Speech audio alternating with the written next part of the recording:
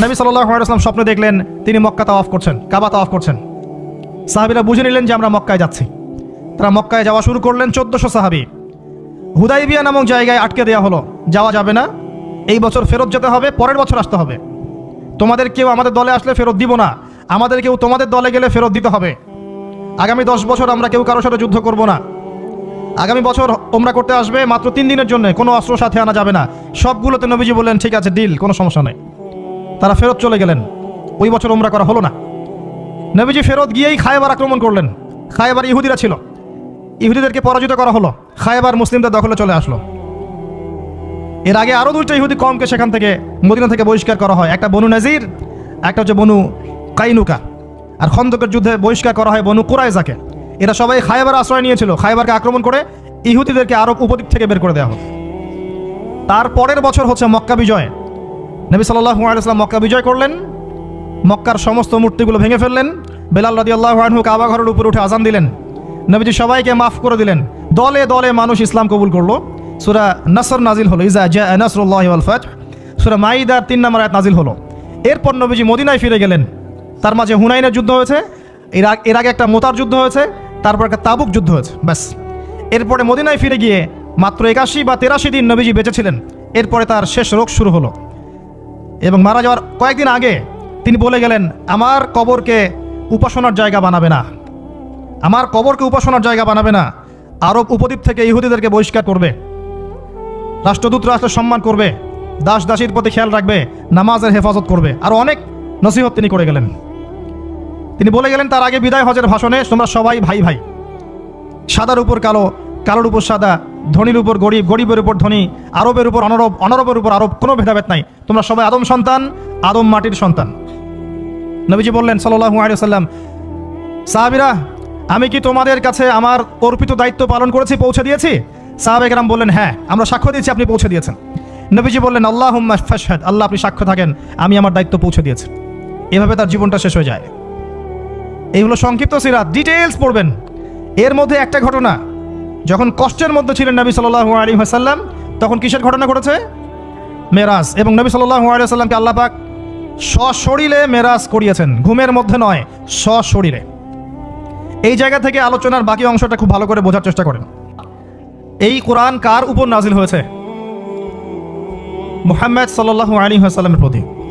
কখন নাজিল হয়েছে আমাকে বুঝতে হবে। একটু বসেন, রিল্যাক্স হন। আমাকে দেখা না গেলে কোনো সমস্যা নেই, আমার কথাগুলো শুনেন। আর আমি তো জামাই না যে আমাকে দেখতেই হবে। তো নবী সাল্লাল্লাহু আলাইহি ওয়াসাল্লাম যে সময়ে তার উপরে কোরআন নাজিল হয়েছে, এই সময়টা একটু বুঝতে হবে। ওই যুগটাকে বলা হয় কি? আইয়ামে জাহিলিয়াত, মানে কি? অন্ধকারাচ্ছন্ন যুগ। ওই যুগে মৌলিকভাবে অনেক সমস্যা ছিল, কিন্তু মোটা দাগে 5টা সমস্যা ছিল। কয়টা? 5টা। এখান থেকে আমি মেরাজের দিকে যাবো ইনশাল্লাহ। 5টা মৌলিক সমস্যা ছিল। 5টা সমস্যার প্রথম হচ্ছে শিরক।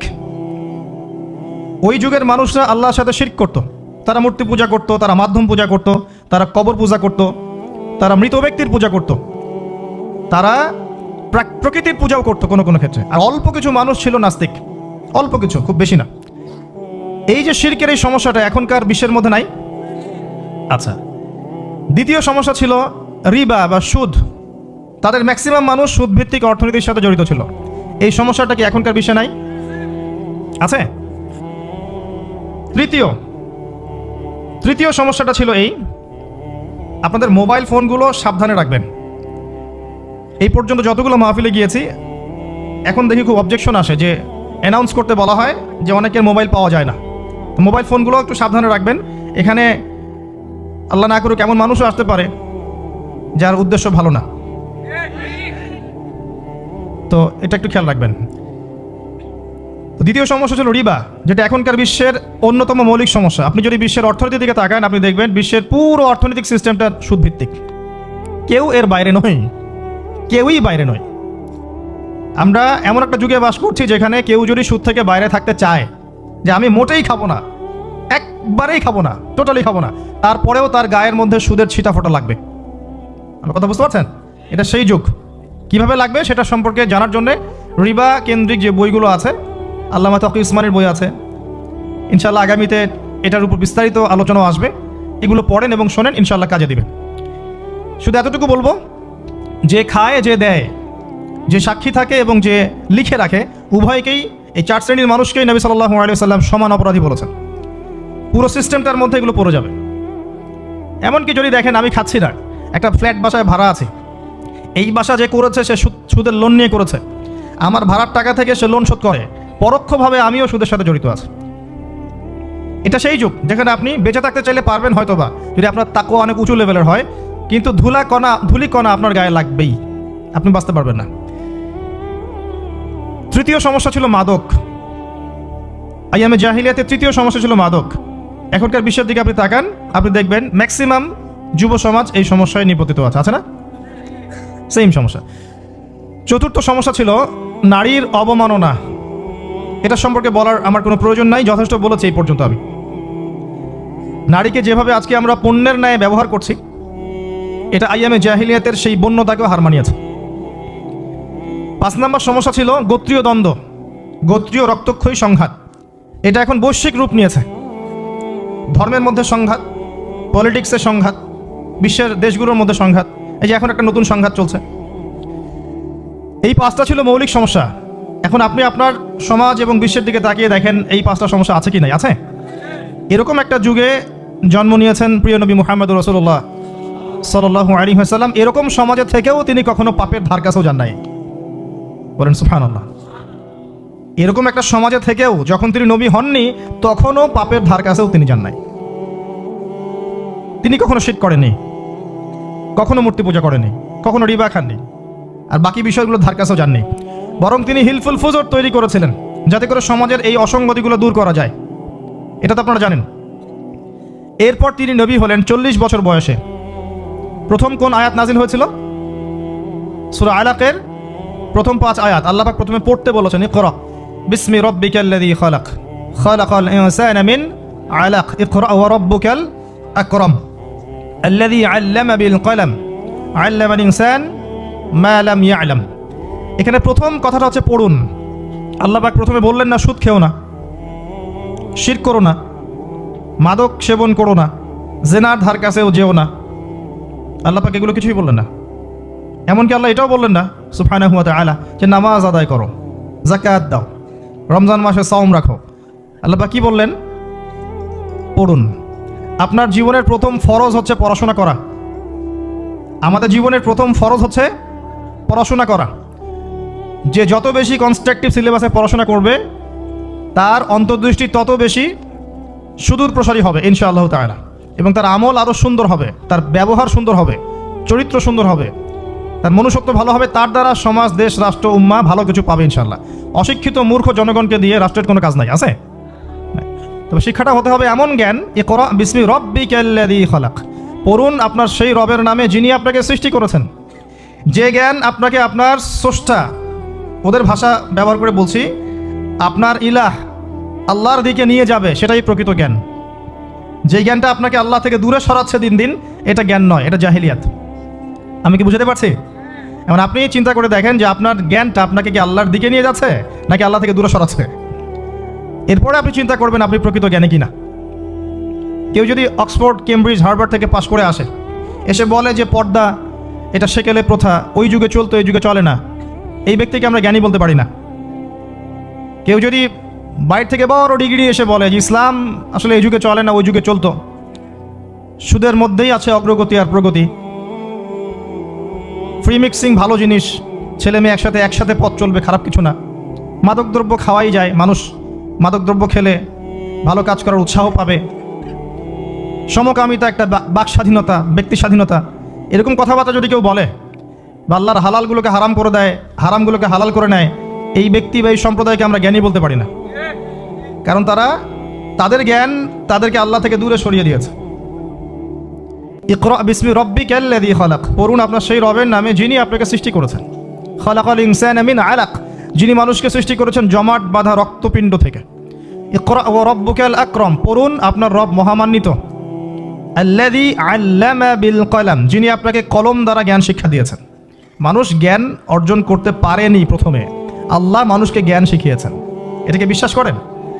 ওয়া আল্লামা আদামাল আসমাআ কুল্লাহা, আমি আদমকে সমস্ত নাম শিক্ষা দিয়েছি। কে শিক্ষা দিয়েছেন? আদম আলাইহিস সালামের কি জ্ঞান ছিল? আমাদের জ্ঞান ছিল? আল্লাহ শিখিয়েছেন। আল্লামাল ইনসান মা লাম ইয়ালাম, মানুষকে সেই জ্ঞান শিক্ষা দিয়েছেন যা মানুষ জানতো না। এই আয়াত নিয়ে নবী সাল্লাল্লাহু আলাইহি ওয়াসাল্লামের নবুয়তের জিন্দেগি শুরু হলো। কত বছর জিন্দেগি ছিল নবুয়তের জিন্দেগি? বলতে পারবেন? 23 বছর। 23 বছর। আমরা কিন্তু লেকচারের শেষে একটা কুইজ কন্টেস্ট করব ইনশাআল্লাহ। 5টা থেকে 10টা প্রশ্ন করব ইনশাআল্লাহ। 10 জনকে আমরা পুরস্কৃত করব ইনশাআল্লাহ তাআলা। মনোযোগের সাথে লেকচার শুনবেন। এরপর নবী সাল্লাল্লাহু আলাইহি ওয়াসাল্লামের নবুয়তের জিন্দেগি শুরু হলো। 23 বছর। কত বছর? তার মধ্যে প্রথম 13 বছর হচ্ছে মক্কায়, আর পরের 10 বছর কোথায়? মদিনায়। খুব সংক্ষিপ্ত আকারে বলছি। প্রথম 3 বছর নবী সাল্লাল্লাহু আলাইহি ওয়াসাল্লাম গোপনে দাওয়াত দিয়েছেন। কিভাবে? একদম গোপনে গোপনে। প্রথমে বাড়ির লোকজনকে, তারপর নিকট আত্মীয় যারা তাদেরকে, তারপর যাদের সাথে সম্পর্ক ভালো ক্লোজ তাদেরকে, এরপর আস্তে আস্তে আমভাবে। এটাই দাওয়াতি কাজের সুন্নাহ। এরপর 4র্থ থেকে 10ম এই সময়টুকুতে তিনি প্রকাশ্যে দাওয়াত শুরু করেছিলেন। তার সম্প্রদায়কে দাওয়াত দিলেন, যারা তার কথা বিশ্বাস করলো না। বেশিরভাগ মানুষই কুফরি করলো, বরং তারা ইসলাম যারা কবুল করেছে এদের উপরে নির্যাতন শুরু করলো। নির্যাতনের মাত্রা দিন দিন বাড়তে থাকলো। যখন হামজাহ এবং ওমর রাদিয়াল্লাহু আনহুমা তাদের মতো কিছু সাহাবী ইসলাম কবুল করলেন, ইসলাম তখন শক্তিশালী হওয়া শুরু করলো। তারপরেও নির্যাতনের মাত্রা বাড়তে থাকলো। এক পর্যায়ে সাহাবীরা হিজরত করলেন আবিসিনিয়ায়। কোথায়? আবিসিনিয়ায়। প্রথম হিজরত মদিনায় হয়নি, প্রথম হিজরত আবিসিনিয়ায়। এটা হচ্ছে ইথিওপিয়ার পাশে, এখনকার মানচিত্রে ইরিত্রিয়া নামে একটা জায়গা আছে। দেখেছেন কখনো? বিশ্বের ম্যাপ দেখেছেন কখনো? বিসিএস কোচিং যারা করছেন তাদের তো জানার কথা। এই ইরিত্রিয়া ছিল সেই জায়গা যেখানে হিজরত করেছিলেন সাহাবীরা। সেখানে একজন বাদশাহ ছিলেন, তার নাম বাদশাহ নাজাশী। তিনি একজন খ্রিস্টান ছিলেন, কিন্তু ভালো খ্রিস্টান ছিলেন, সৎ।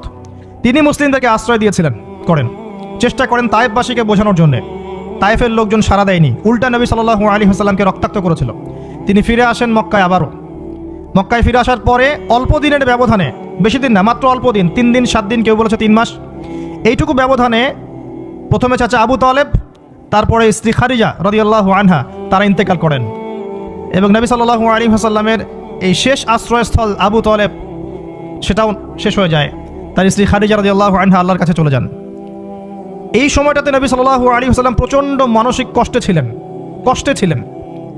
আল্লাহ পাক এইরকম একটা সময়ে মেরাজের ঘটনা ঘটিয়েছেন। বলেন সুবহানাল্লাহ। আল্লাহ রাব্বুল আলামিন তাকে পুরো মানসিক সমস্ত কষ্ট থেকে ফারেক করে আল্লাহ পাকে সমস্ত কুদরত দেখিয়েছেন মহাবিশ্বে নিয়ে গিয়ে। যদিও বা তার আগের 3 বছর সাহাবীদেরকে বয়কট করা হয়েছিল। 3 বছর গাছের ছালপাতা খেয়ে সাহাবীরা থেকেছেন শিয়ারে আবু তালেব নামক জায়গায়। এরপর বয়কট তুলে নেওয়া হয়। তারপর এই আমুল হুজন আসে। এর পরের বছর ইয়াসরিব বা মদিনা থেকে 6 জন যুবক এসে ইসলাম কবুল করে। বলেন সুবহানাল্লাহ। তাদের নেতা ছিলেন আসাদ বিন জুরারাহ রাদিয়াল্লাহু আনহু।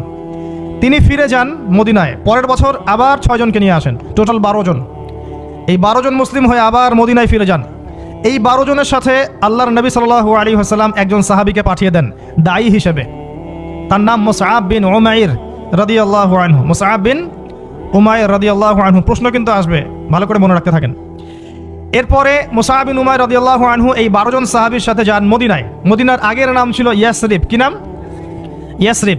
এর পরের বছর মোট 75 জন, 73 জন পুরুষ আর 2 জন নারী, আওস এবং খাজরাজ গোত্রের, তারা আসেন। এসে নবী সাল্লাল্লাহু আলাইহি ওয়াসাল্লামের হাতে হাত রেখে বায়াত করেন।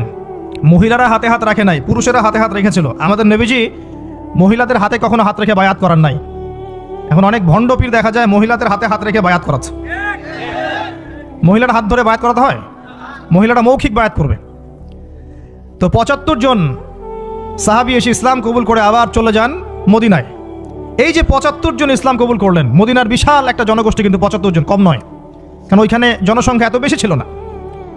তারপরের বছর নবী সাল্লাল্লাহু আলাইহি ওয়াসাল্লাম নিজে এবং সাহাবীরা সবাই গিয়ে হিজরত করেন মদিনায়। কথা বুঝতে পারছেন? এই যে নতুন একটা রাষ্ট্রের জন্ম হলো।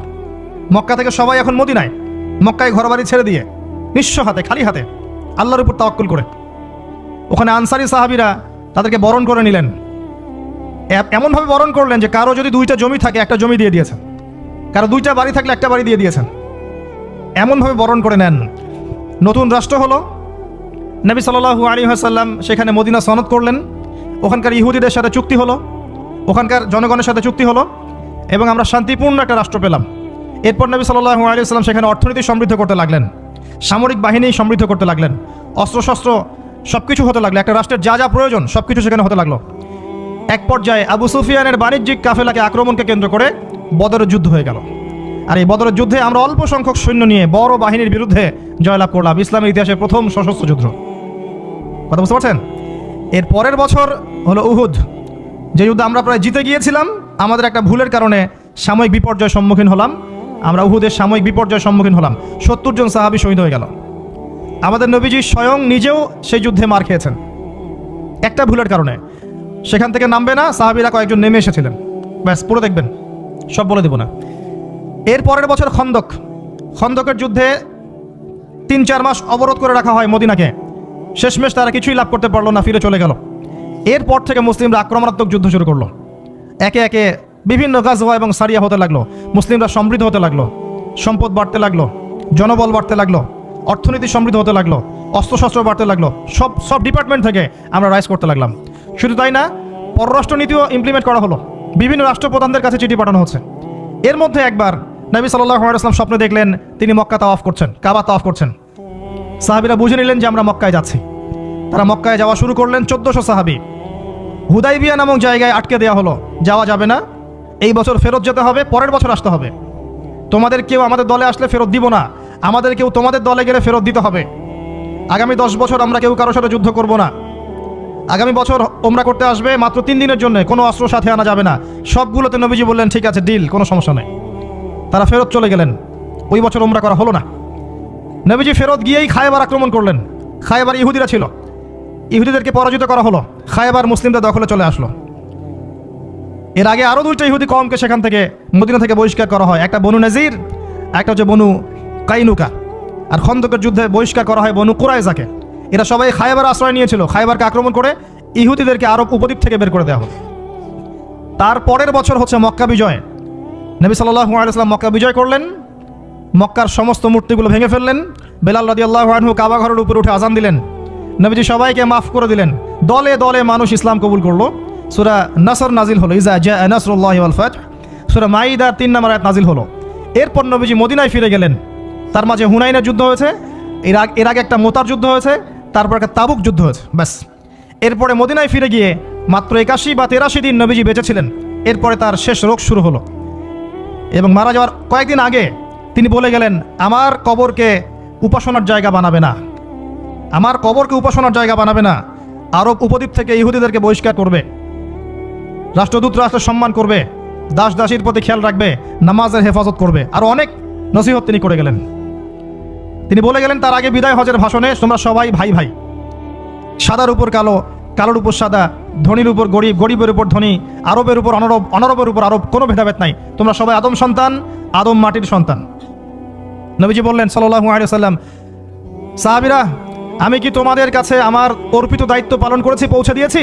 সাহাবায়ে কেরাম বলেন হ্যাঁ, আমরা সাক্ষ্য দিয়েছি আপনি পৌঁছে দিয়েছেন। নবীজি বললেন আল্লাহুম্মা ফাশহাদ, আল্লাহ আপনি সাক্ষ্য থাকেন আমি আমার দায়িত্ব পৌঁছে দিয়েছি। এভাবে তার জীবনটা শেষ হয়ে যায়। এই হলো সংক্ষিপ্ত সিরাত, ডিটেইলস পড়বেন। এর মধ্যে একটা ঘটনা, যখন কষ্টের মধ্যে ছিলেন নবী সাল্লাল্লাহু আলাইহি ওয়াসাল্লাম, তখন কিসের ঘটনা ঘটেছে?